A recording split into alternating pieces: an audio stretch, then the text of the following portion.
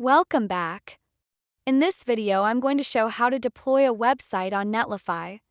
I'll go step by step so it's easy to follow. The first thing you want to do is head over to Netlify. Com in your browser. Once you're there, go ahead and sign up for a free account.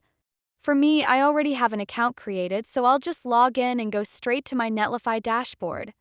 Now that we're inside the dashboard, you'll see the home page.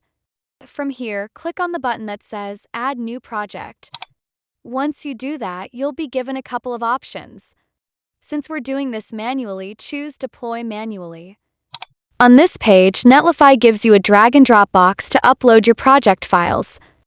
Here's the important part: your website files need to be inside a zip file before you upload them. Now take that zip file and drag it right into the circle on Netlify's upload area. Make sure you drop it in the center. You'll see it start uploading immediately. Once it finishes, Netlify automatically sets up your project. After it's uploaded, you'll be redirected to your project page. And here's the cool part: Netlify automatically gives you a live subdomain link where your website is already hosted.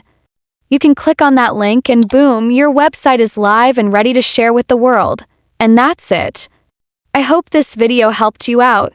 If it did, make sure to like the video, subscribe to the channel, and turn on notifications so you don't miss more tutorials like this.